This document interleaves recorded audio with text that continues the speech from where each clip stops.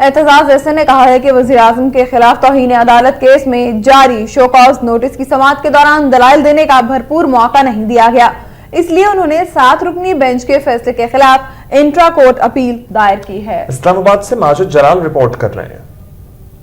Supreme court کے باہر media سے گفتگو کرتے ہوئے وزیر اعظم کے وکیل اعتزاز احسن نے کہا کہ دائر کردہ اپیل عدالت کے مختصر حکم نامے اور چارج شیٹ سے متعلق ہے۔ کوشش کریں گے کہ وزیر اعظم کو 13 فروری کو عدالت میں پیش نہ ہونا پڑے۔ ایک سوال پر انہوں نے کہا کہ انصاف اندھا ہو سکتا ہے مگر سیاہ نہیں۔ اعتزاز احسن کا کہنا تھا کہ عدالتی بینچ کو فرد جرم عائد کرنے کے فیصلے میں قانونی نکات اور وجوہات بیان کرنی چاہیے تھی۔ میں حکم نامہ 2 تاریخ کا جو ہے وہ کس صورت میں ہونا چاہیے تھا اس سے متعلق ہیں کہ اس میں دلائل اور وجوہات اور موجبات بیان کیے جانے چاہیے تھے، ریزنز اور اسپیسیفک ریزنز، کیونکہ ایک یہ مٹیریل سٹیج تھی جس سے یہ گزر کے جانا تھا کہ فیصلہ کرنا تھا عدالت نے کہ آیا یوسف رضا گیلانی پر فرد جرم مرتب کی جائے یا نہ کی جائے۔ اعتزاز احسن کے مطابق انہیں اپیل دائر کرنے کے لیے 13 روز کی بجائے 11 روز کا وقت دیا گیا، جس میں وہ 50 سے زائد قومی اور بین الاقوامی عدالتی فیصلوں کے حوالہ جات دیں گے۔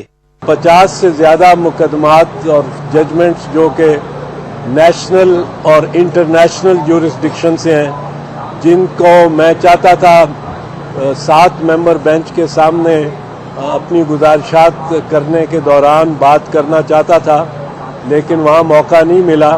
وزیر اعظم کے وکیل اعتزاز احسن کا یہ بھی کہنا تھا کہ اگر چیف جسٹس افتخار محمد چودھری نے ان کی اپیل سنی تو پھر بھی وہ بینچ کے سامنے پیش ہوں گے۔ واضح رہے کہ اس سے پہلے اعتزاز احسن نے چیف جسٹس کی بحالی کے مقدمے میں ان کی وکالت کی بنا پر کہا تھا کہ وہ کبھی بھی چیف جسٹس افتخار محمد چودھری کے سامنے پیش نہیں ہوں گے۔ کیمرہ مین ہارون کے ساتھ ماجد جلال، وقت نیوز، اسلام آباد۔